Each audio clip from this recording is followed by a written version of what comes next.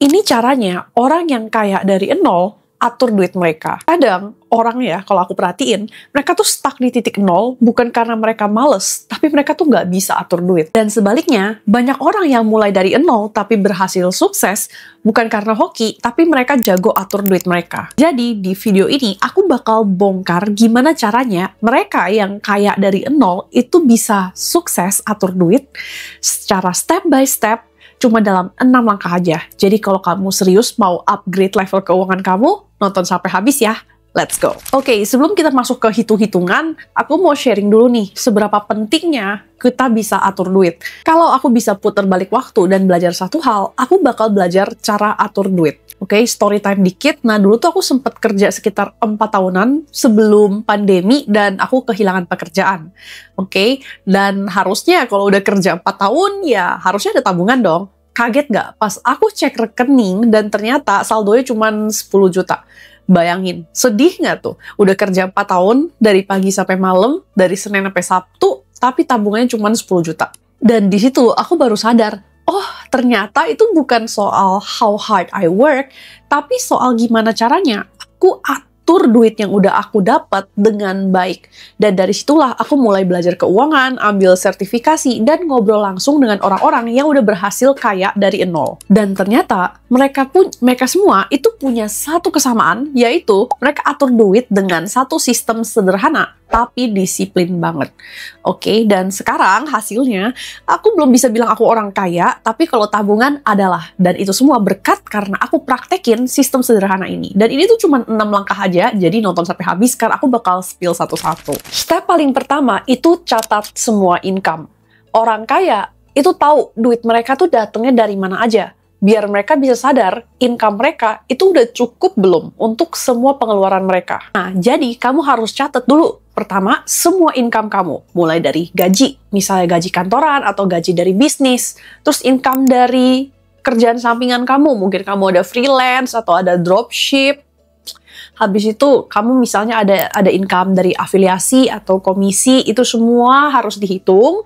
Dan income-income seperti bonus tahunan lah, THR lah, atau cashback, dan lain sebagainya, itu semua dicatat. Nah, contohnya seperti ini. Nanti aku kasih lihat di layar gitu ya. Misalnya di bulan Januari, income-nya itu datang dari gaji dari bisnis, 20 juta. Dan ada income freelance 15 juta, jadi total 35 juta. Sebelum aku lanjut ke step berikutnya, kalau kamu suka belajar tentang keuangan pribadi atau keluarga, jangan lupa untuk like dan subscribe biar kamu nggak ketinggalan video berikutnya. Step kedua itu budgeting for fixed cost. Setelah kamu udah tahu nih income bulanan kamu berapa, nah sekarang kamu perlu pisahin dulu nih untuk biaya-biaya wajib tiap bulan yang bener-bener harganya tuh udah nggak bisa nego. Kayak gitu, misalnya sewa rumah atau kontrakan atau kos-kosan, kayak gitu. Habis itu premi asuransi, atau mungkin kamu harus bayar cicilan. Dan aku juga ada tips bagus banget yang aku diajarin sama teman aku gitu ya.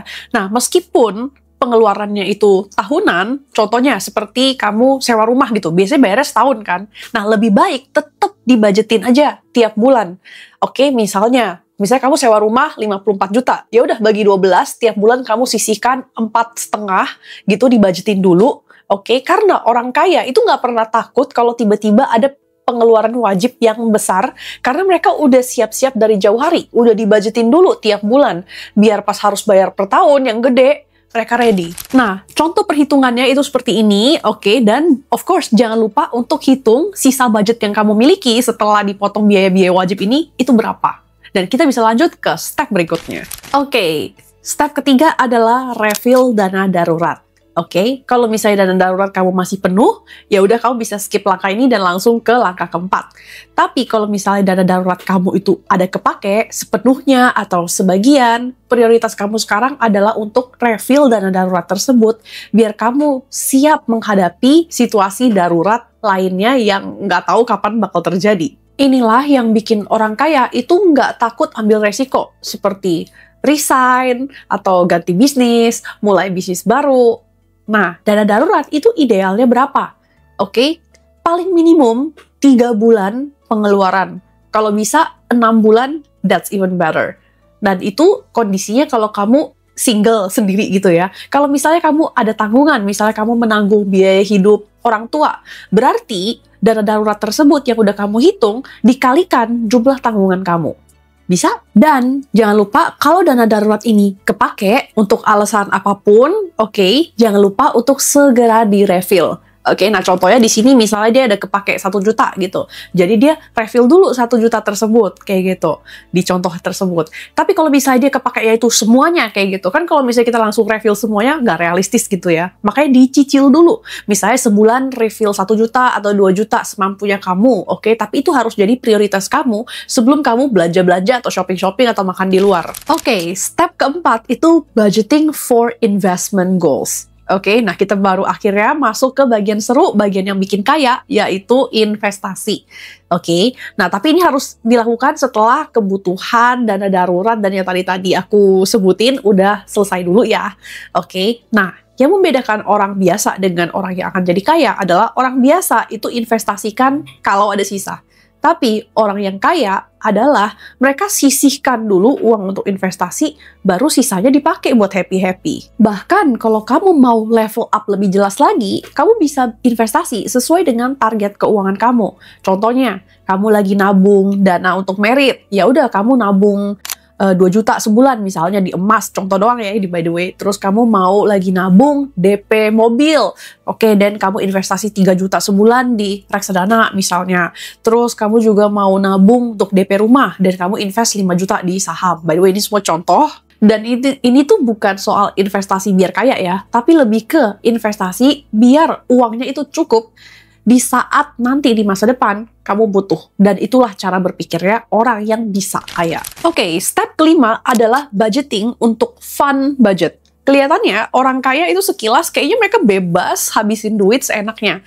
Tapi faktanya nggak begitu. Justru mereka tuh udah sengaja budgetin uang untuk happy-happy. Oke, dari budget itulah yang mereka bebas pakai sesuka mereka. Terutama untuk aktivitas yang butuh uang besar, misalnya seperti liburan. Percaya deh, orang kaya itu nggak pelit atau hidup sehemat mungkin. Mereka itu justru merencanakan kesenangan. Nah, contohnya itu seperti yang tadi aku bilang, budgeting untuk liburan, habis itu buat kita-kita mungkin misalnya kamu ada rencana untuk ganti gadget. Nah, itu coba dibudgetin dulu. Atau apalagi ya yang expense yang besar dalam tahunan, misalnya hari raya kayak gitu, atau kamu mau budgetin untuk traktiran ulang tahun. Nah, itu kan lumayan gitu ya, lebih baik kamu budgetin dulu. Nah, contohnya nih udah dibudgetin untuk liburan akhir tahun 1,5 juta, habis itu untuk belanja hari raya berapa kayak gitu, biar nanti saat acara tersebut tiba kamu bisa tinggal spend aja fun budgetnya tanpa kamu harus worry, waduh uangnya cukup gak ya, atau waduh income bulan ini kayak gimana ya, karena uangnya udah disiapin dari jauh hari. Setuju? Dan step ke-6 adalah baru budgeting for irregular expenses. Oke, nah maksudnya apa? Setelah semua pos-pos tadi sudah terisi, sudah cukup gitu budgetnya, nah baru kamu atur nih untuk budgeting yang untuk kebutuhan dan keinginan yang sifatnya itu fleksibel banget, yang gampang banget untuk kamu atur. Contohnya, transportasi. Yes, itu memang penting dan kebutuhan, tapi kan kamu bisa atur transportasinya naik apa. Kalau misalnya budgetnya besar, dan mungkin kamu bisa budgetin untuk naik kendaraan pribadi atau yang lebih bagus.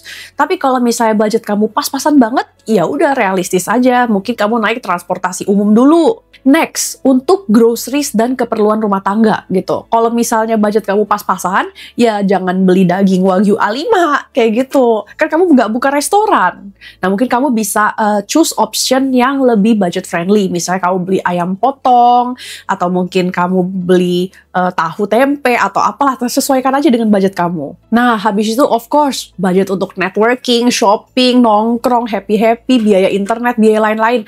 Sesuaikan aja dengan gaya hidup kamu, dan make sure itu semua cukup. Nah, ini bukan berarti kamu nggak boleh jajan atau nggak boleh spend money ya. Itu salah. Tapi kamu harus sadar kalau itu tuh prioritas terakhir. Dan karena kita udah di step terakhir, baru kamu bener-bener kelihatan nih, uang yang bener-bener bisa kamu spare untuk hal-hal yang nggak terlalu penting itu berapa.